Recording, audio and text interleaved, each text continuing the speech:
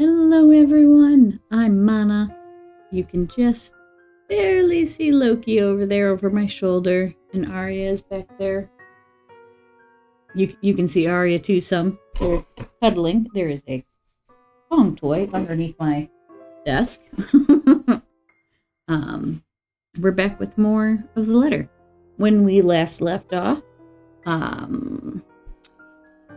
we were developing the photos from the Ermengarde Mansion photo shoot, and there was an issue developing exactly one picture. It came out bad every single time it was developed, and we decided to take it to Ash, which I now realize is something I've done before. I think I took it to Ash before going to the mansion, which led to getting Zach arrested and thus killed in jail. So I should have went and showed it to Hannah, but I didn't. So, oops. I know I'm probably making a lot of the same decisions I made the first time I played the game, but it's been so long since I played, I can't remember all of my decisions. I'm sorry. I'm trying. I really am. With that being said, we're gonna jump back in. All right, let's read our journal updates. Some of Hannah's shots from the photo shoot the day before came out distorted after Zachary developed them. He would have almost dismissed it as human error if he hadn't remembered a chilling memory from yesterday's shoot. Disturbed, Zachary decided to show the photographs to Ashton. During lunch at the coffee house, they briefly discussed Zach's sister, before the topic veered on the photos. Refusing to believe his friend, Ashton advised him to talk to Andrew instead. Okay, is that all of... Yeah, that looks like all of the new, because I can't click one way or the other. Okay, and then relationships. Our relationship apparently went down with Ashton. I don't remember what it was before, so that. Of all the places, it never crossed my mind I'd end up wandering into the public library today, considering I rarely ever visited. Somehow, there's always been this kind of disconnect between me and books in general. Sure, some of them held my attention in my youth during the brief times of the day I was left to my own, with nothing to do. Goodness, the dyslexia is strong. I went through the whole of Grant's collection, as a matter of fact. Read all of them twice or thrice, even. But they never did hold it for long. Most of it never even stuck. Especially after I learned it's simply easier to do things myself if I want to learn stuff. This ain't the plan in the first place. But after that argument, I really don't have any other choice. Nothing but quiet greets me inside, though. Not the typical mum one would associate with the library, but one akin to a hush prior to an impending trouble. Or perhaps I'm just overthinking again. I really like to think I'm just thinking too much about this, that this is just the lack of sleep talking. Regardless, apart from a group of students murmuring in a corner somewhere, the place is free of its usual visitors. All while my footsteps echo in a manner unsettling enough to raise the hairs at the back of my neck. Much to my relief, it does not take me long to find him, being the only occupant in this side of the room. Professor Andrew Clark. I've never personally met the man, but Ash has spoken highly of him several times. In fact, he is Ash's go-to guy when something's troubling him with a case. My steps are unsure as I approach. At any rate, he greets me with a warm smile like a grandson he hasn't seen in a long time. Ashton's friend, I take it. Zachary. You'll have to forgive this old man if I don't get your name right. Oh no, you got it. It's Zach. Zachary Steele, Professor Clark. He gestures at the empty seat across the table while he returns to his books. The next couple of minutes pass in relative silence as he continues to read and take notes from the pile he's accumulated on the table. Maybe I should have taken a book first before heading here? But before I can even get far into that idea, the professor clicks the book shut and sets it atop the stack next to him.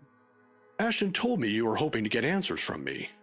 At my confused look, he lets out a small chuckle. He sent a message ahead. A friend needs to have some sense knocked into him. In verbatim. That boy never changes. I wasn't really expecting he'd do that. Although I'm not quite sure what I could share, I'll do my best to help. Of course, there are a lot of things I want to ask.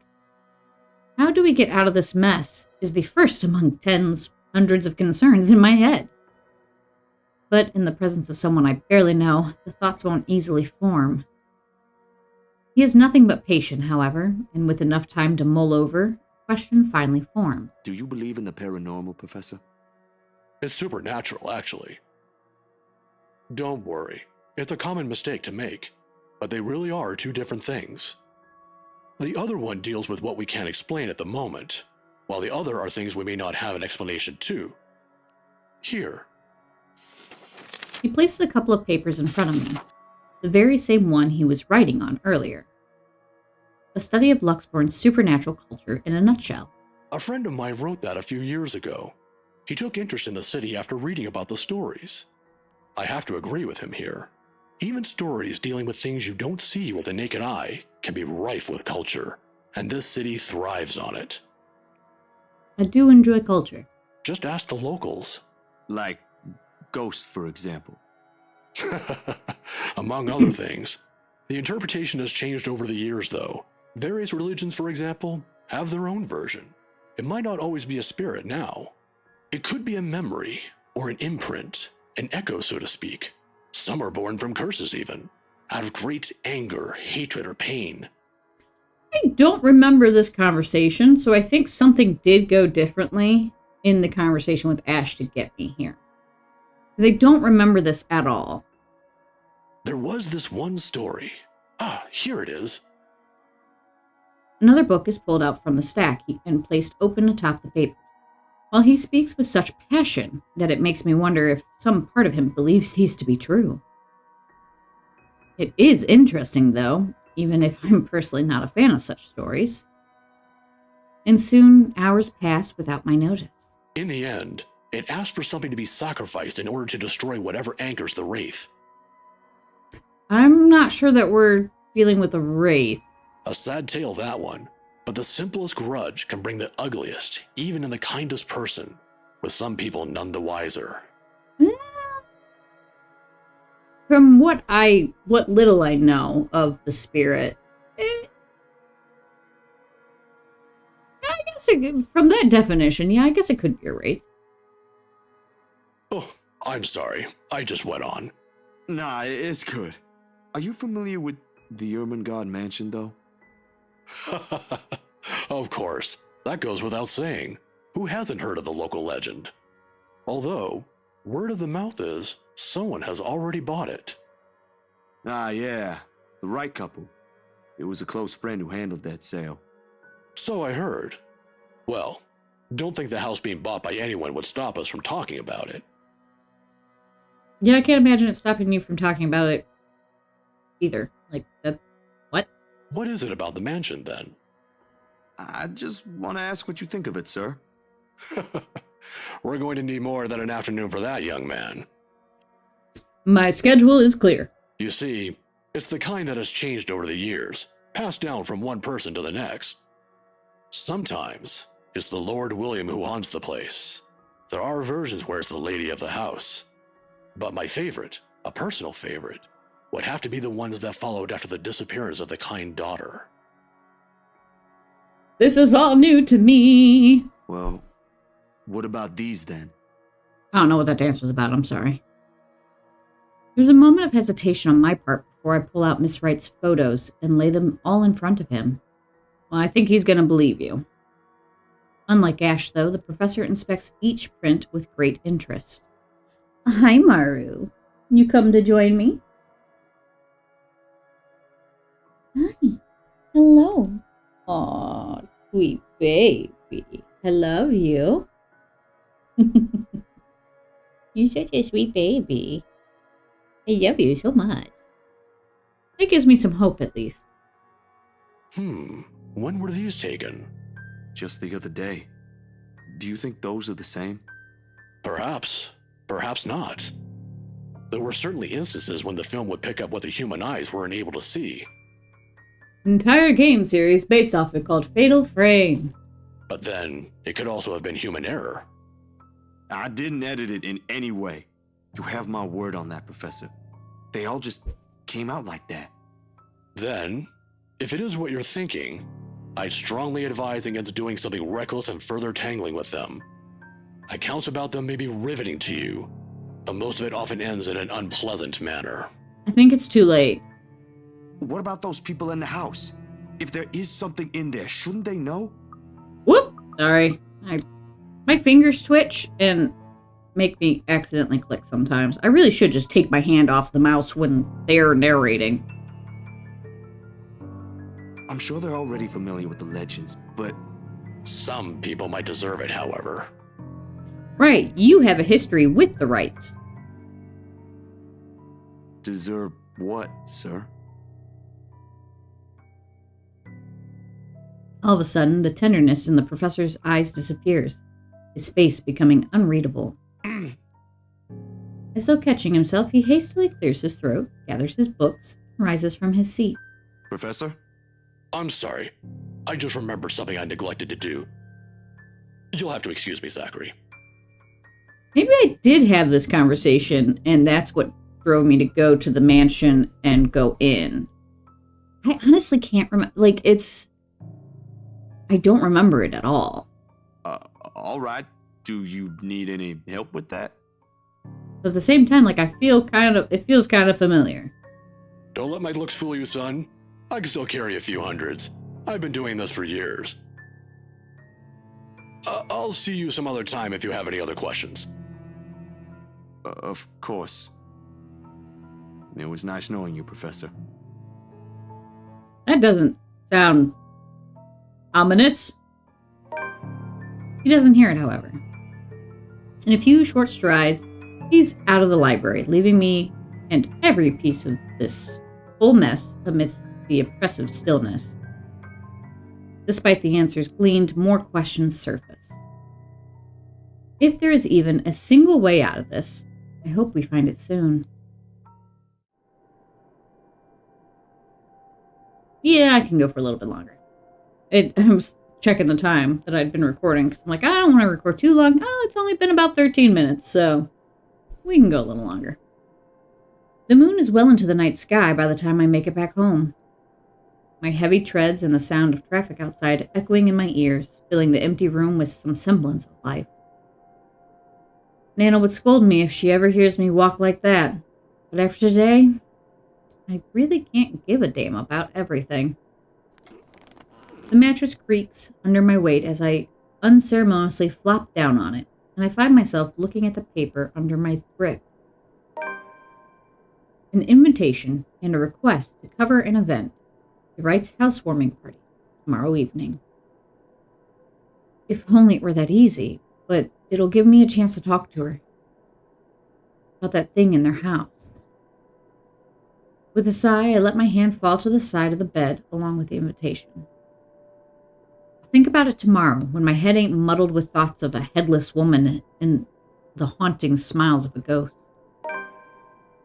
Belatedly, it occurs to me that the last meal I ate had been with the one with Ashton, and an empty, gnawing ache makes itself known, but I can't bring myself to stand up. Ugh, I hate when that happens. Today was a complete waste of time, and frankly, a disappointment. I don't like this. The lack of certainty, the disquiet, the lack of stable ground to stand on. The part where I do not know what will come tomorrow. Ever since that damn letter, everything has been thrown out of the loop. I wish everything stayed the same. Routine would have been easier to make sense than this. Welcome back, Mar. Closing my eyes, I let the noise from the streets below lull me to sleep. At the very least, that's one thing that hasn't changed. Oh, well shit, I just finished the day. Okay, screw it, I'll start another day. The melody carries into the hall long before I cross the threshold. Solemn, but gentle and soothing. A reminder of what home is.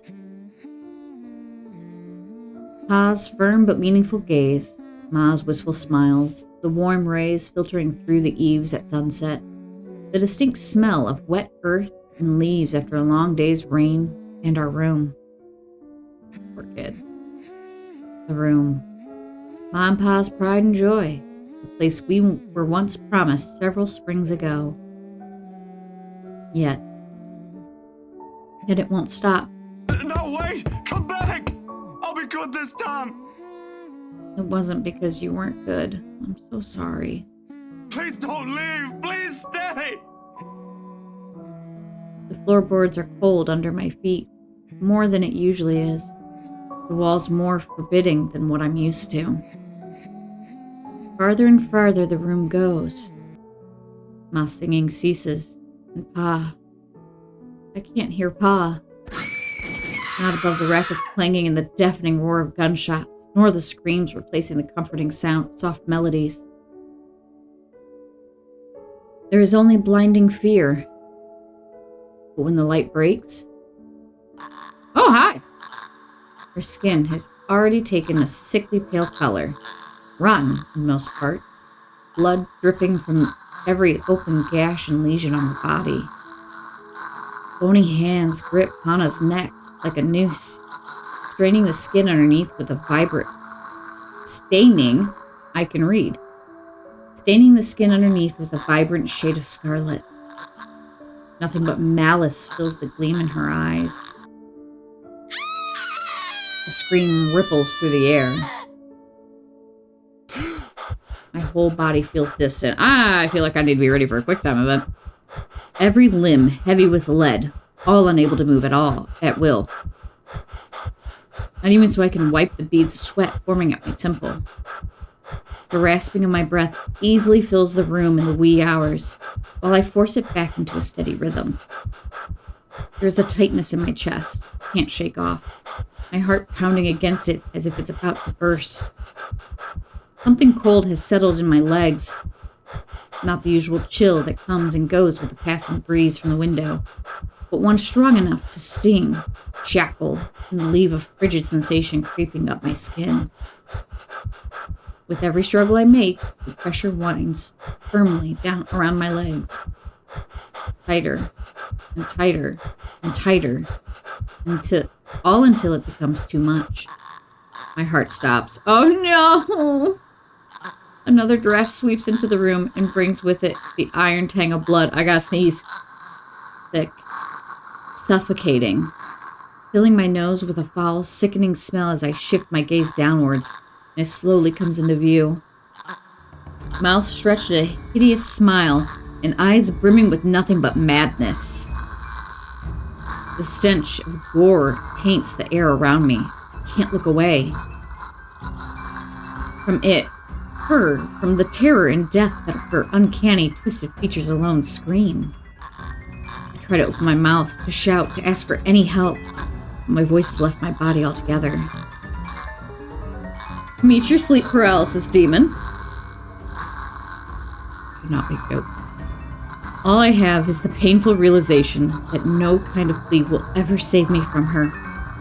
Then suddenly, the bed dips. Ah! No, not a quick time. Okay. The brutal plunge back into myself jerks me awake. There is no ear-splitting scream, no wild thrashing of limbs. Just a painful, constricting awareness that something has wound itself tightly around my neck.